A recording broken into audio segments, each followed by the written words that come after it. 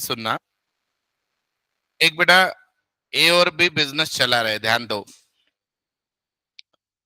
ए ने बिजनेस में समझो 10 लाख रुपए डाला,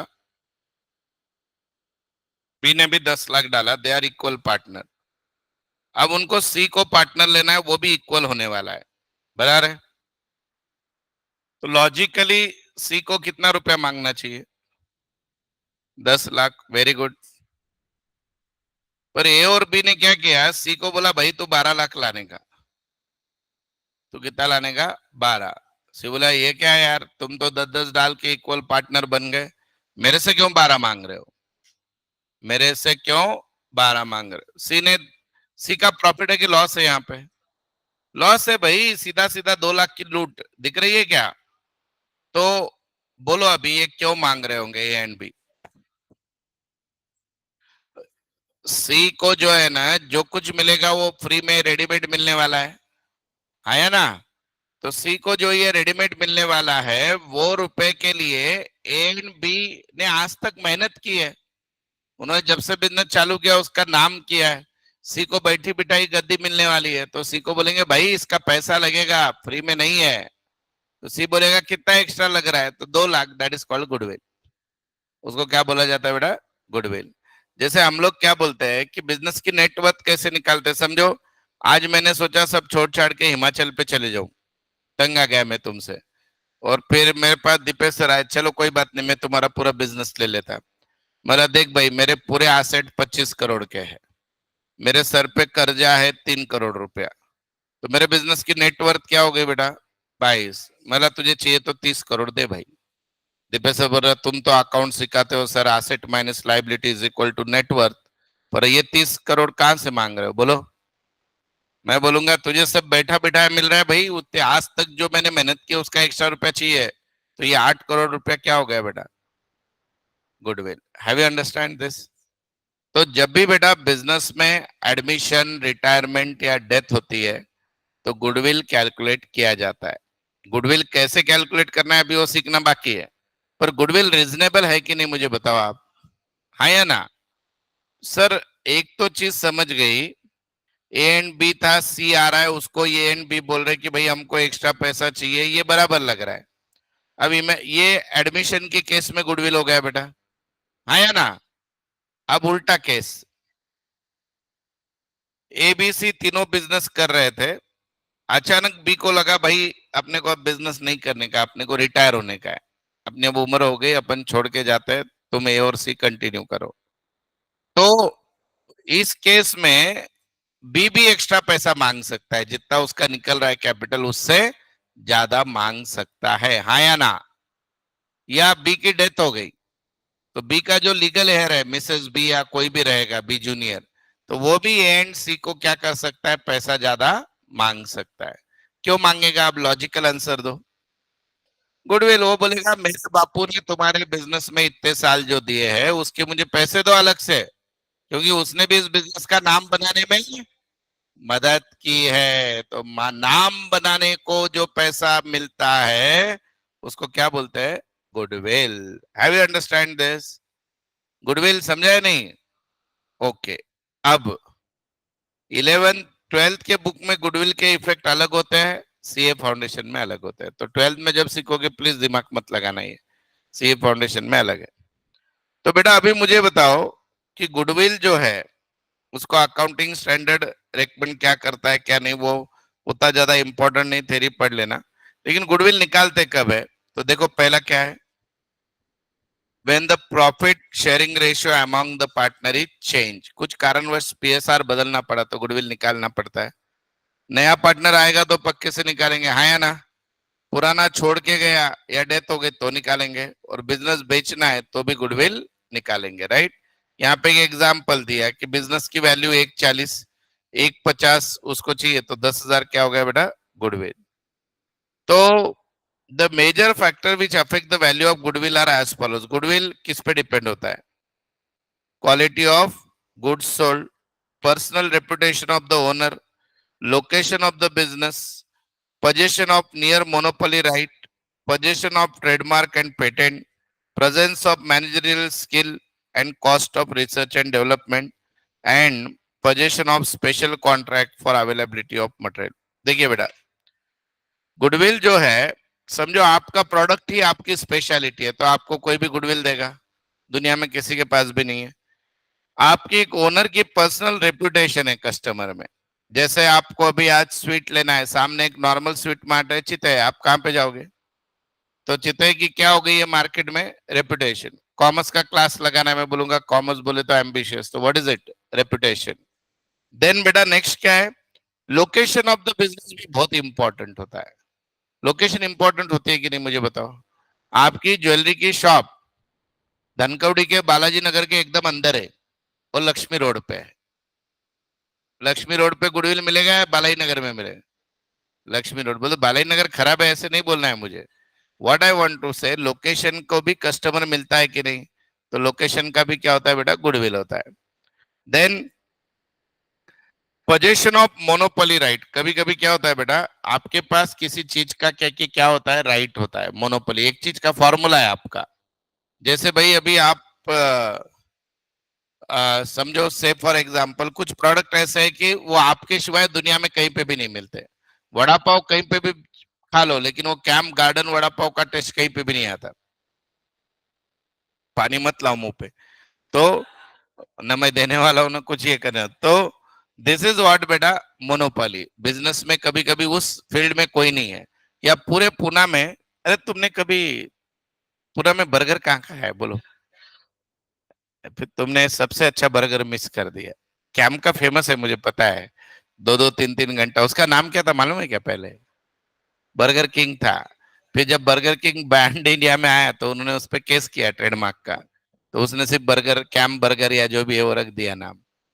तो ये क्या हो गया बेटा? मोनोपोली। उसका मटेरियल वो जो वापरता है उसकी, उसमें क्या है बेटा? मोनोपोली। पर उससे भी अच्छा बर्गर और एक जगह मिलता है, अगले लेक्चर में बताएंगे। कभी है ना, ये आसिन का बर्गर खाना। कहाँ पे? लॉ कॉलेज रोड पे। नहीं पता तुमको? लोकमत मारुति का शोरूम पता है? लॉ कॉलेज रोड पे उसके बाजू में एक टपरी है छोटा सा। तो उसको बोलने का, अगर वेज खाते हो तो special veg burger, non veg खाते हो तो नॉन वेज वाला चिकन बर्गर। मैं नहीं खाता हूँ, नहीं तो बोल तुमको कैसे बोल।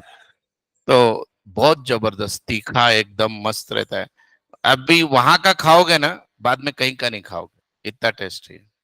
मेरा कोई कमीशन नहीं है, मुझे वो पहचानता भी नहीं है। हाँ, चलो। और बर्गर खा के क्लास में नहीं आने का, हाँ? गंदी गंदी बात आती है मुंह से। आगे बोलो, नेक्स्ट बाजू वाले को। आगे देखो बेटा, possession of near monopoly right. Monopoly right क्या होता है? जैसे आपको किसी कंपनी की एजेंसी मिली है, तो आप ही वो प्रोडक्ट बेच सकते हो, दूसरा नहीं बेच सकता है। तो देन दैट इज जैसे फ्रेंचाइजी टाइप होता है। आपको पता है क्या? नेचुरल आइसक्रीम की अगर आपको फ्रेंचाइजी मिल जाए, तो नेचुरल आइसक्रीम का ऐसे रूल है कि 5 किलोमीटर के रेडियस में दूसरे को नहीं देता है वो। तो आपका बिजनेस अच्छा चलेगा, राइट? तो उसका गुडविल रहेगा, इसलिए तो वो वन टाइम फीस लेते हैं उसकी। Then possession of trademark, patents तो होता ही है। मैनेजरियल स्किल, कुछ कुछ बिजनेस में ऐसे होता है कि that skill create the goodwill. बोलते आपके कारण कस्टमर आ रहा है, आप जिस हिसाब से कर रहे हो। एंड R&D के खर्चे पे भी गुडविल मिलता है, रिसर्च एंड डेवलपमेंट। और पोजीशन ऑफ स्पेशल कॉन्ट्रैक्ट यानी क्या?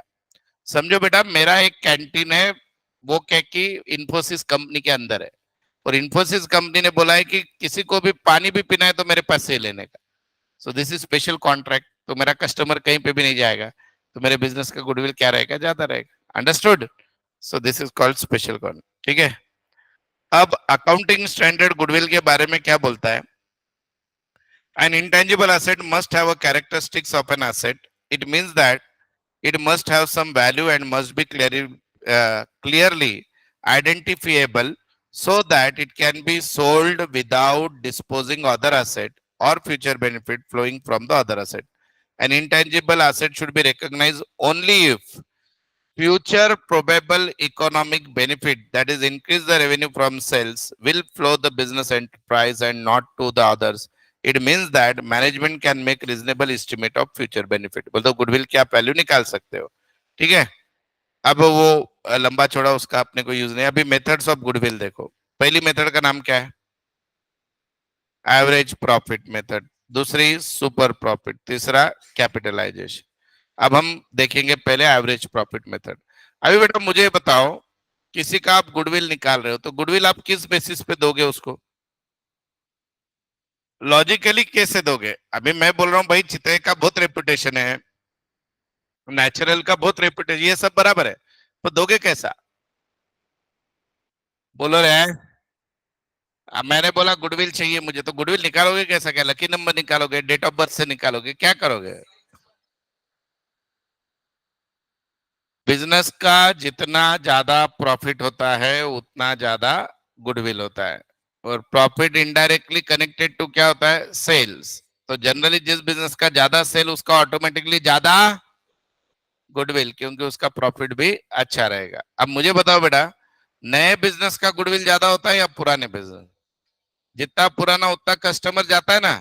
आप पैदा भी नहीं हुए तब से चिते हैं, लेकिन अभी भी उड़िया मार मार के चिते में ही जाते हो तुम, तो वो क्या हो गया बेटा? पुराना बिजनेस है, उनका क्या हो गया? नाम हो गया। समझ में आया?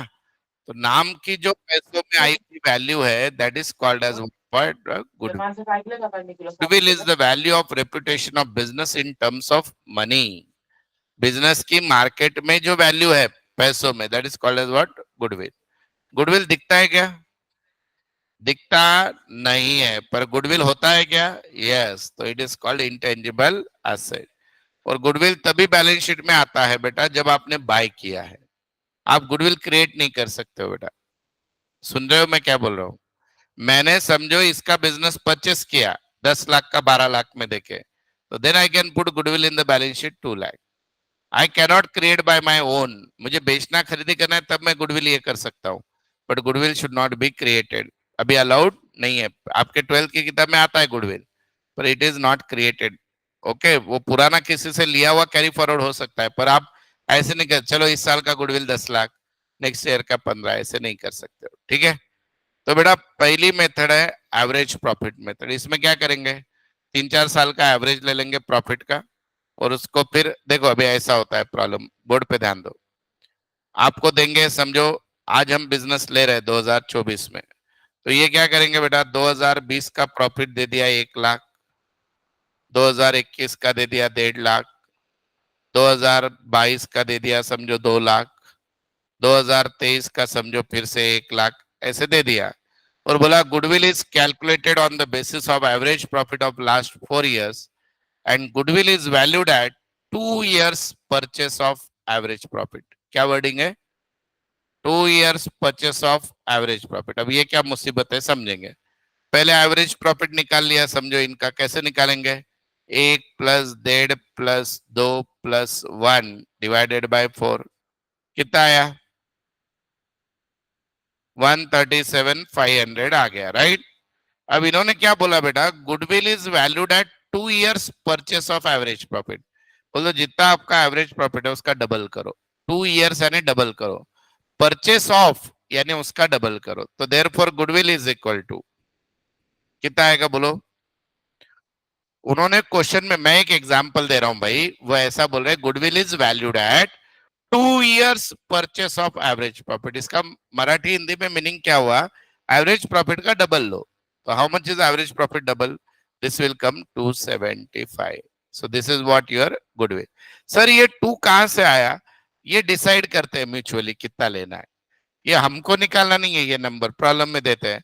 2 years purchase, 3 years purchase, 1 year purchase, 5 years purchase, ये वो खुद डिसाइड करते हैं। Is this clear? हाँ या ना बोलो। देखो अब एक एग्जाम्पल दिया है यहाँ पे। अब है ना, और एक चीज होती है बेटा, एक तो होता है बच्चा एवरेज प्रॉफिट, ये समझा अभी का जो निकाला। दूसरा होता है बेटा वेटेड एवरेज प्रॉफिट। दूसरा कौन सा होता है बेटा? अब ये वेटेड एवरेज प्रॉफिट क्या मुसीबत है? When your trend of the profit is increasing, then we use weighted average. यानी क्या? देखो अभी का ही एग्जांपल लेता हूं। 4 साल का प्रॉफिट दिया था कि नहीं मैंने? पहले साल का कितना था बच्चा? 1 लाख। बोर्ड पे ध्यान दो सब लोग।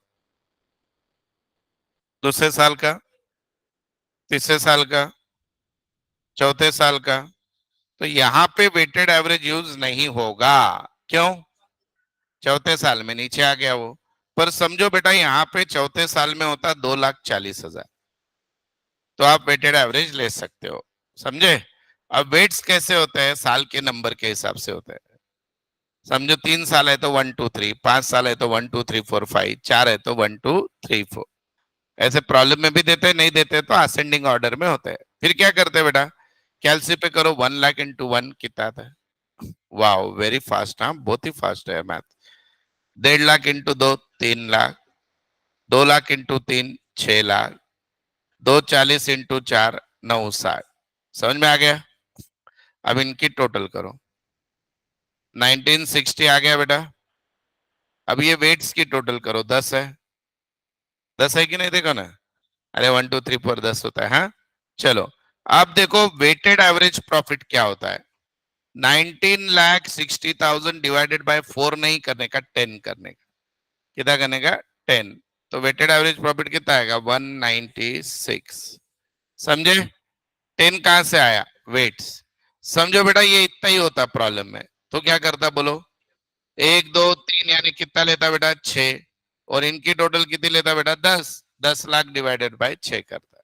अंडरस्टैंड, हाँ या ना बोलो। वेटेड एवरेज कब यूज करने का भाई लोग, जब प्रॉफिट का ट्रेंड इंक्रीजिंग है। ऐसे ऐसे वेटेड नहीं होता है, वेटेड ऊपर ऊपर ही जाता है, राइट। Increasing trend. देखो यहाँ पे एग्जाम्पल दिया, ये एग्जाम्पल समझा गया सबको, देख लो। समझा या नहीं बोलो। पहले साल को वेट 1 दिया है, दूसरे को 2, तीसरे को 3, चौथे को 4, पांचवे को 5। 1 2 3 4 5 का टोटल कितना हो गया, 15। फिर 30 into 1 30, 40 into 2 80, 50 into 3 150, 60 into 4 240, 70 into 5 350। Done है। अरे बोलो। ओके, चलो आगे बढ़ते हैं। अब दूसरी मेथड है बेटा, सुपर प्रॉफिट मेथड। अभी सुपर प्रॉफिट मेथड जो है ना, थोड़ी लंबी चौड़ी है, पर बिल्कुल डरने का नहीं। अपने पास अपनी खुद की मेथड है, पर फिर भी समझा देता हूँ सुपर प्रॉफिट में क्या होता है। सुपर प्रॉफिट का मतलब, हम लोग सुपर प्रॉफिट ऐसे सॉल्व करते थे बेटा। स्टेप 1 लेते थे हम लोग, कैपिटल एम्प्लॉयड। समझ के लो क्या क्या है। स्टेप 2 निकालते थे बेटा हम लोग, नॉर्मल प्रॉफिट।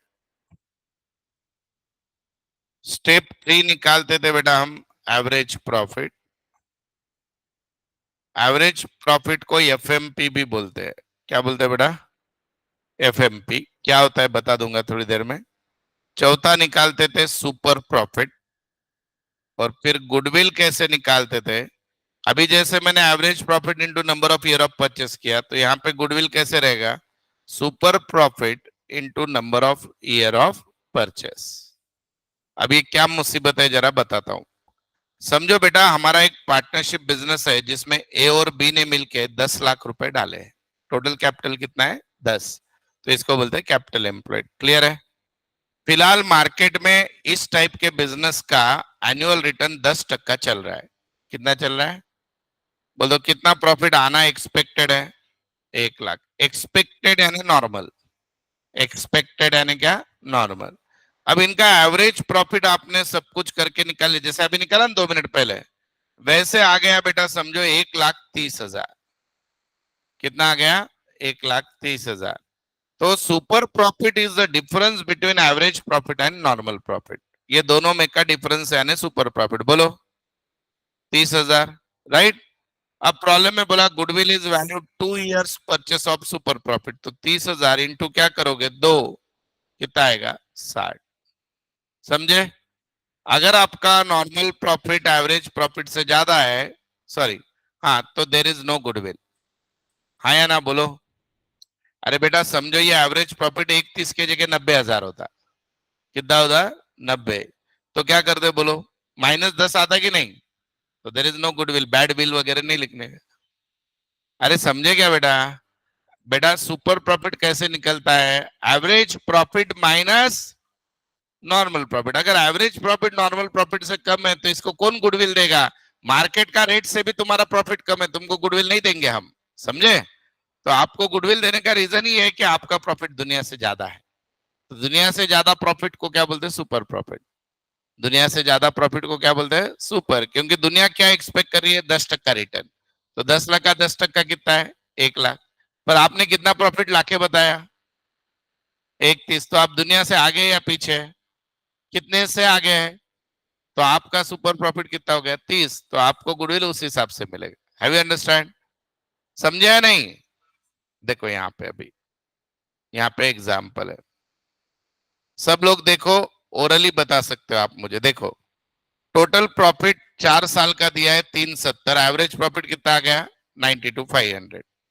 नॉर्मल प्रॉफिट, इनका कैपिटल 4.5 लाख था, कितना था बेटा 4.5 था, तो उसका कितना टक्का बोला था 15, तो इनका नॉर्मल प्रॉफिट कितना है 67,500। एवरेज कितना है बेटा 92,500, तो सुपर प्रॉफिट कितना हो गया बेटा 25। अब प्रॉब्लम में बोला goodwill is equal to 3 years purchase, तो 25,000 इंटू 3, बोलो 75,000। अंडरस्टैंड? अरे बोलो कुछ तो। अब है बेटा next method, annuity method. Annuity method बहुत इंटरेस्टिंग है, इसमें आपको एक कॉन्सेप्ट पता होना चाहिए, इसको बोलते हैं इन्फ्लेशन। कौन सा कॉन्सेप्ट पता होना चाहिए बेटा? इन्फ्लेशन। अब बताता हूं इन्फ्लेशन होता क्या है। एनीबडी? कंटिन्यूअस और इनकम वाढत नाही। इनकम काय होते बेटा? कमी होते, ओके। और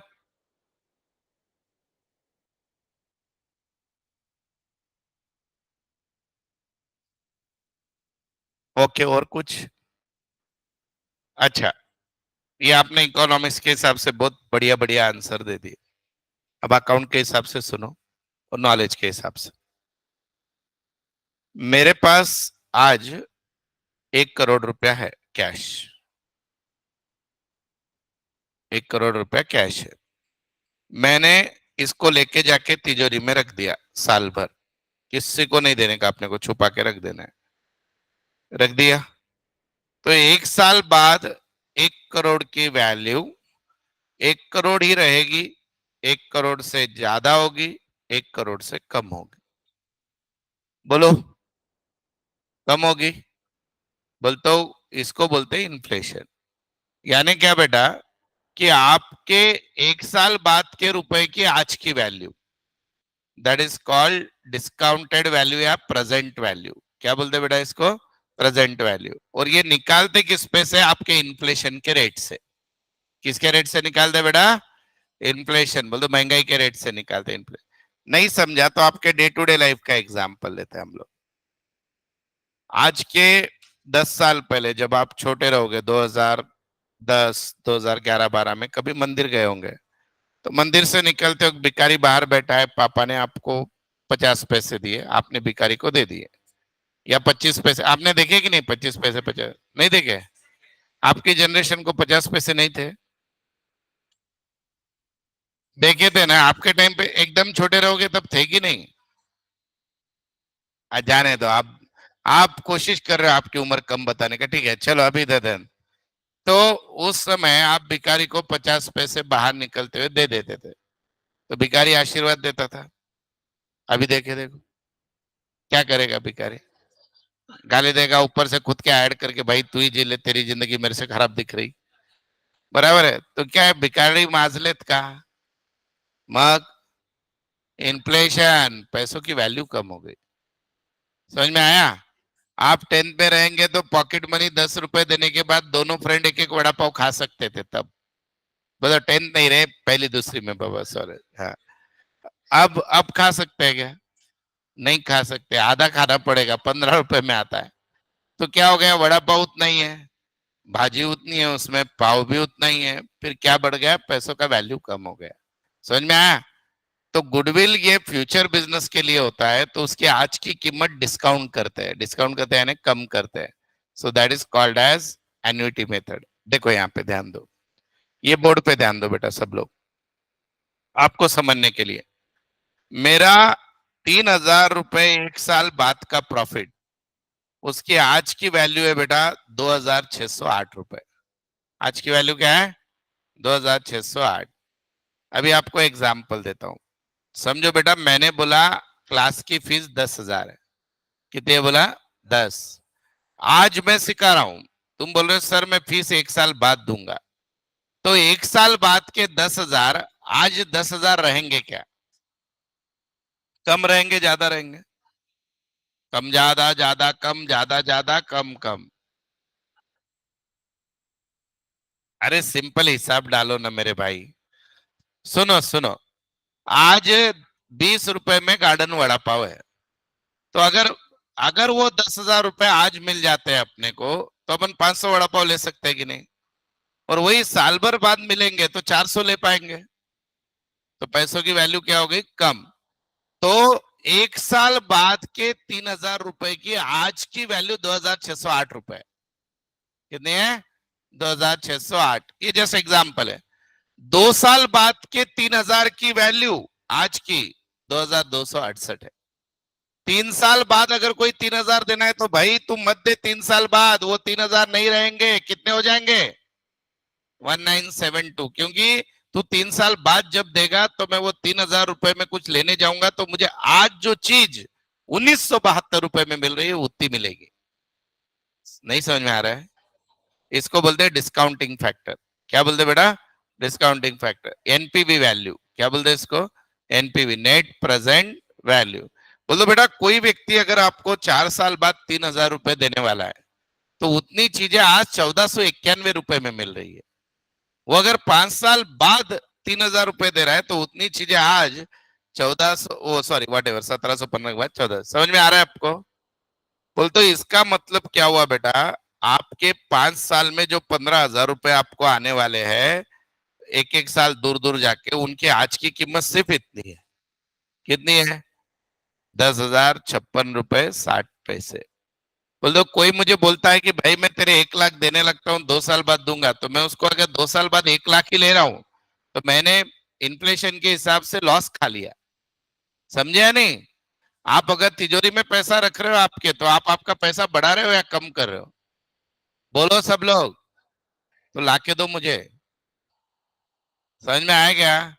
अभी देखो ना बेटा, जब वो नोटबंदी आया था तब पुराने बूढ़े बुजुर्ग, घर की औरतें, सबके पास से पुराने पुराने रुपए निकले थे। एक तो कोई ये थे दादी माँ, उनके पास से 1971 से 60,000 रुपए संभाल के रखे हुए थे, वो निकले। अब इमेजिन करो बेटा, वो दादी माँ ने 1971 में, समझो रिलायंस के शेयर या जब जो कंपनी थी उतने ले लिए होते बैंक से, निकाल उतने रुपए, तो आज वो करोड़ों रुपए हो जाते थे कि नहीं? तो उनका क्या हो गया? इन्फ्लेशन हो गया वो पूरा। तब के 60,000 आज, तब की वैल्यू आज की कम से कम 1 करोड़ होती है उसकी। समझ में आया आपको? सो दिस इज गुडविल में भी एन्युटी फैक्टर यूज करते हैं। चलो आपको और थोड़ा मैथमेटिक्स सिखा देता हूँ। ये जो 10% 15% एन्युटी फैक्टर दिख रहा है क्या आपको? क्या ये दिखा? ये आपके प्रॉब्लम में देंगे, आपको निकालते भी आता है, नहीं तो नहीं दिया तो कैसे निकालते? देखो कैलसी लो। 100/115 करोड़। बोलो पब्लिक। बराबर 0.86 आया। फिर 0.86/115 इंटू 100 करो। जो आंसर आया उसको डिवाइडेड बाय 115 इंटू 100 करो। 0.75 आया कि नहीं? सेम अगेन आप करते जाओगे तो हर साल का आएगा। ए समझे क्या बाबा? इसको कौन सा फैक्टर बोलते हैं? Discounting factor. सिखाया था ना? याद आएगा? 10% भी ऐसे ही निकालते आता है। 100/110 करो। बोलो 0.9909। बराबर है? अब देखो नेक्स्ट।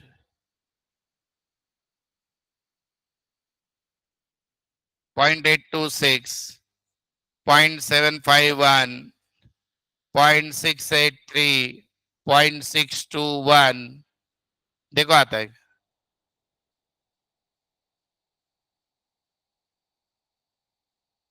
बोल दो आज के 1 रुपए की 5 साल बाद वैल्यू 62 पैसे हो जाएगी। समझे आप?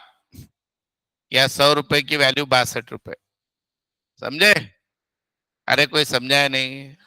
ये ऐसे आया, कुछ आगे पीछे आया होगा। मुझे याद है, ये मैंने कैलकुलेट नहीं किया बाबा, मुझे लर्न हो गया वो। मुझे याद है ये वैल्यूज। 909826751683 बराबर है।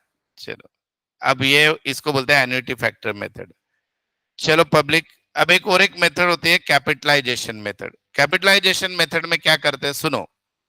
प्रॉफिट की कैपिटलाइज वैल्यू निकालते हैं, उसमें से बिजनेस की वैल्यू माइनस करते हैं, जो बच गया वो गुडविल। इधर ध्यान दो बोर्ड पे सब लोग, ये देखो बेटा, मेरे बिजनेस का प्रॉफिट आया समझो बेटा 60,000। कितना आया? 60। और आज की डेट में मार्केट में एनआरआर चल रहा है 10%। एनआरआर का फुल फॉर्म पीवी फैक्टर नहीं, नॉर्मल रेट ऑफ रिटर्न। बोल दो ऐसे बिजनेस में अगर आप पैसा डालते हो तो 10% मिलता है प्रॉफिट। यहाँ पे 10% से डिवाइड करो तो 6 लाख आएगा। किसी को मन में लग सकता है सर 6,000 आने वाला है, 6 लाख आता है, परसेंट है वो, बराबर है। ये मेरे प्रॉफिट की कैपिटलाइज वैल्यू हो गई। बोल दो इतने प्रॉफिट के अगेंस्ट इतना कैपिटल लगता है। और मेरे बिजनेस में बेटा मेरा रियल में कैपिटल लगा है 5 लाख। रियल में कैपिटल कितना लगा है? 5। इसका मतलब मेरा गुडविल है 1 लाख। गुडविल कितना है मेरा? इसको बोलते हैं कैपिटलाइजेशन। नहीं समझा सर, ये एग्जांपल देखो। यहाँ पे देखो बेटा, वैल्यू ऑफ फर्म, बिजनेस में कैपिटल कितना इन्वेस्ट किया है देखो सब लोग, 410। और प्रॉफिट कितना है देखो 60। दिखा क्या सबको? अब देखो 60,000 डिवाइडेड बाय 12% करो, बोलो कितना आता है? 5 लाख आया? अरे बोलो। और बिजनेस में इन्वेस्टमेंट कितने की है भाई ने? 410। तो इसका गुडविल कितना हुआ? 90,000। समझा क्या? इसको कौन सी मेथड बोलते हैं? कैपिटलाइजेशन। देखो अभी तक मैंने 4 मेथड बताई आपको। पहली एवरेज प्रॉफिट, दूसरी सुपर प्रॉफिट, मतलब एवरेज में ही वेटेड एवरेज थी। दूसरी कौन सी सिखाई? Super profit. सुपर प्रॉफिट को वेट से भी निकाल सकते हो या सुपर प्रॉफिट है वैसा ले लिया। फिर तीसरी मेथड बताई एन्युटी मेथड। और अभी कौन सी बताई? कैपिटलाइजेशन। समझा? अब हमको करना है प्रॉब्लम। रेडी है? चलो चलो चलो, देखो कैसे करना है। सारी मेथड से गुडविल निकालना है हमको। Lee and Lawson are equal partnership, they agreed to take Hicks for 1/4 share. It was decided to find out the goodwill of Lee and Lawson earned 1617। उनका प्रॉफिट दिया है 4 साल का, आपको बोला है गुडविल निकालो। ठीक है, पहले कौन से मेथड से निकालेंगे बच्चा? Average profit. अब मेरा क्वेश्चन आपको यह है, इस एवरेज प्रॉफिट में नॉर्मल एवरेज निकाले या weighted average? Normally weighted average. Weighted, क्योंकि प्रॉफिट का ट्रेंड क्या है? बढ़ रहा है ना बेटा। तो देखो कैसे लिखूंगा मैं, पहले देख लो। ईयर लिखूंगा इधर 2016, 17, 18, 19। प्रॉफिट गिवन कितना दिया है बेटा?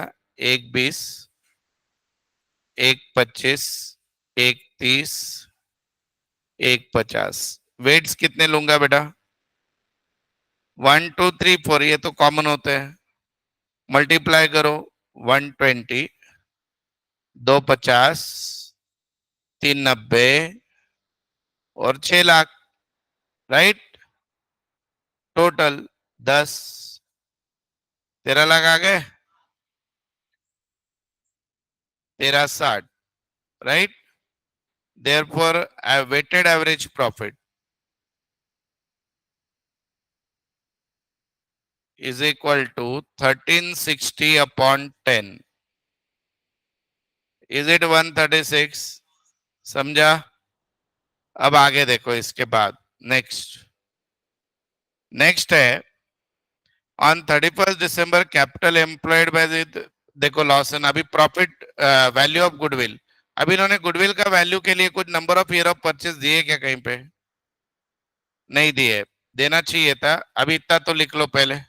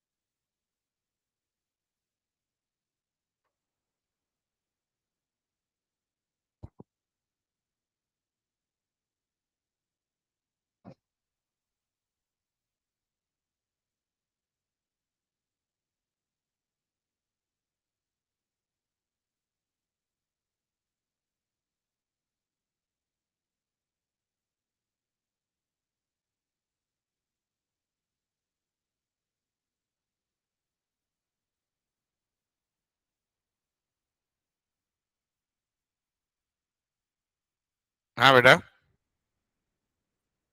क्या? कर न कर बेटा, अप्लाइज डोर है, कर। चलो, ये निकाल लिया आपने आंसर। अरे बोलो रे भाई, सबने निकाला। अब यहाँ पे इन्होंने अपने को number of year of purchase दिया नहीं है, तो डायरेक्टली जो गुडविल रहेगा वो कितना रहेगा बोलो। अगर number of year of purchase नहीं दिया तो कितना रहेगा, 1,36,000। अगर बोलते goodwill is valued eight 2 year purchase, तो इंटू 2 इंटू 3। अब दूसरी मेथड, सेकंड लो, नहीं तो लिख लो ना प्रॉब्लम में, गुडविल इज वैल्यूड एट, लिख लो, goodwill is valued at 3 years of purchase. Goodwill is valued at 3 years of purchase. बोलो, therefore goodwill is equal to 136 into, बोलो, 3 ना, बोलो अमाउंट, 4,08,000, 4,08,000।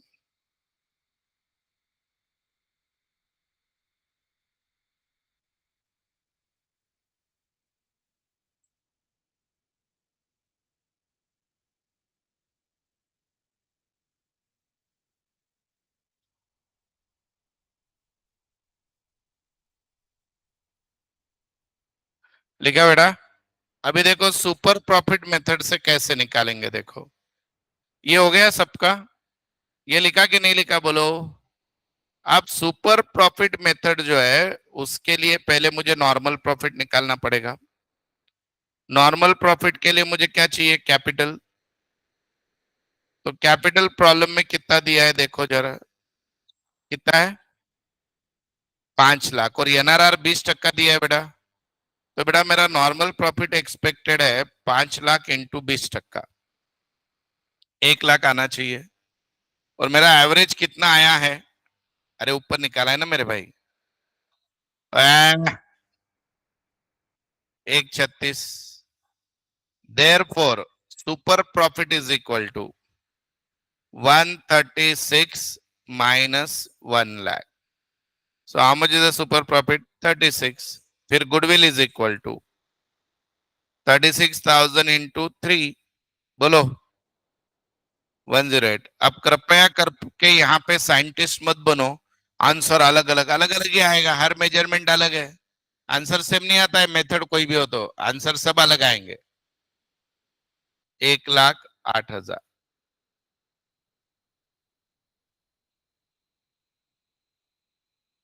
काय बेटा? 1,08,000 रे गुणाकार करा ना, 1 लाख कुठून आणला? त्याला नाव नॉर्म, अरे ही इथून लाईन सुरुवात झाली, आता नाव कळालं त्याचं.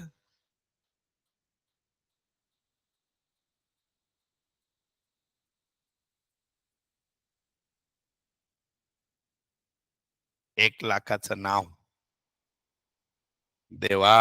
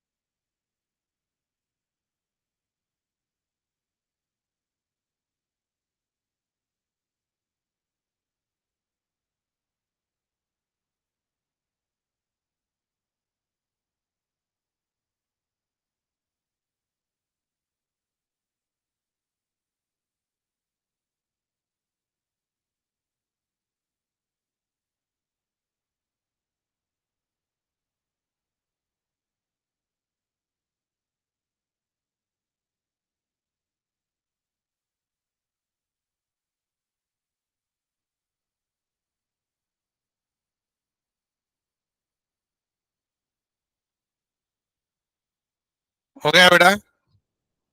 चलो, अभी इधर ध्यान दो। अगर ये अपने को बोलते कि भाई ये एन्युटी मेथड से निकालो, कौन से मेथड से, एन्युटी, तो कैसे करते देखो, बहुत इजी है। ये हो गया क्या सबका, हाँ या ना बोलो रे भाई? हाँ, तो देखो अभी एन्युटी मेथड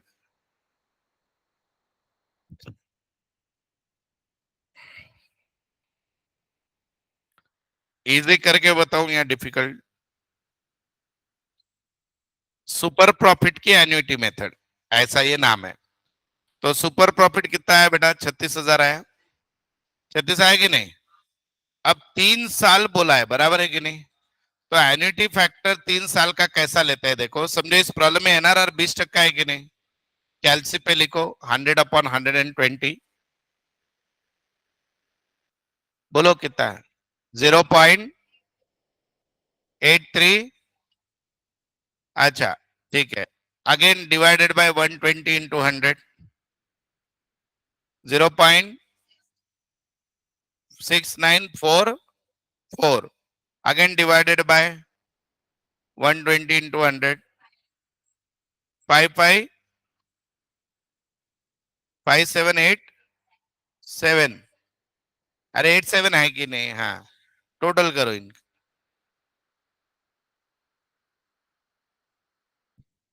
2.8614 5 21 टू तो दिख ही रहा है, बोलो। और टू ही आएगा क्योंकि थ्री थोड़ी जाएगा।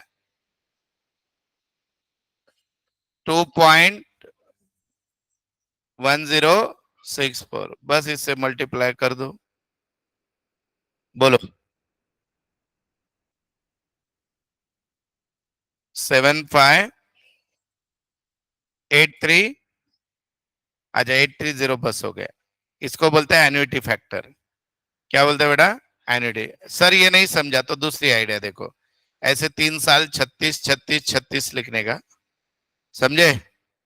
इसको मल्टीप्लाई करने का हर साल 0.8333, 0.6944, 0.5781। वापस जो आंसर आएगा उसकी टोटल करना, वही आएगी। कौन सा इजी है? हाँ, यही है ना। धन्यवाद।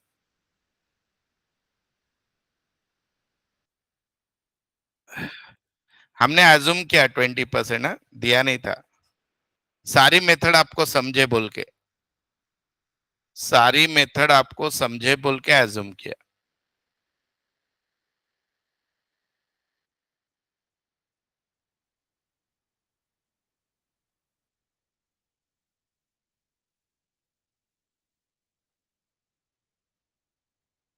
हो गया बेटा?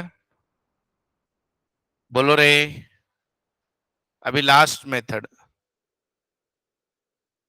Last last last. रेडी हो क्या? अरे मैथमेटिकल प्रॉब्लम है, कोई दम नहीं। अभी देखो बेटा, कैपिटलाइजेशन मेथड में क्या होता है? कैपिटलाइज वैल्यू ऑफ प्रॉफिट लेना है पहले। क्या लेना है बेटा? Capitalise value of profit. कैसे निकालते हैं देखो। आपका प्रॉफिट 136 था कि नहीं? एवरेज प्रॉफिट, ये ऊपर ऊपर इधर इधर इधर 136 था। तो कैपिटलाइज वैल्यू ऑफ प्रॉफिट कैसे निकालते हैं? Profit divided by NRR 20%। बोलो 136/20%। 6,80,000 हो गया। अरे बोलो। हाँ। और अब बेटा इसके नीचे कैपिटल कितना है बिजनेस में लगाया हुआ? 5 लाख। तो गुडविल कितना हो गया? 180। गुडविल कितना हो गया? 180। अंडरस्टूड? चलो, एक प्रॉब्लम जितनी मेथड सिखाई उससे ले लिया। डन। सर प्रॉब्लम में इतना लंबा कुछ भी नहीं आएगा, प्रॉब्लम में गुडविल डायरेक्ट दे देंगे, एक मार्क के लिए भी नहीं रहेगा। गुडविल का सेपरेट प्रॉब्लम आया तो ऐसा आ सकता है 5 मार्क के लिए। नहीं, वो बताएंगे किससे करना है क्वेश्चन में।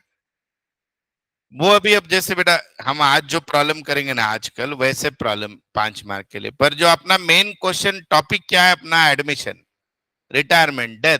तो उसमें इतना लंबा चौड़ा नहीं रहेगा, उसमें डायरेक्ट गुडविल कैसे निकालना है बोल देंगे या दे देंगे, खत्म।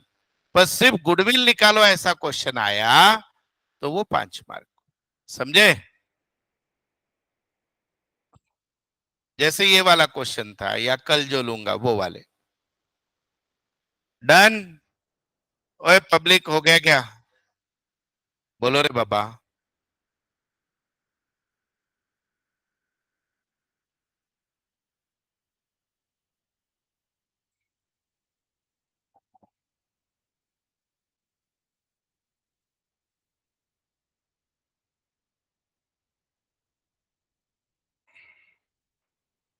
हो गया सभी का पक्के से? आया ना? चलो, अब है ना, हमको गुडविल सॉल्व करने के दो नीड फॉर, अच्छा ये थ्योरी पढ़ लेना बेटा, need for valuation of goodwill वगैरह, और यहां से आगे लड़ाई चालू हो जाएगी जर्नल एंट्री की और उसके रेशियो की, जो इम्पोर्टेंट है आगे चल के। कल से बेटा ये टॉपिक अपने रंग में आ जाएगा पूरी तरह से, प्लीज अच्छे से ध्यान देना है। गुडविल समझ में आ गया ना? एडमिशन, रिटायरमेंट, डेथ में कुछ भी दम नहीं, सिर्फ गुडविल इंपॉर्टेंट।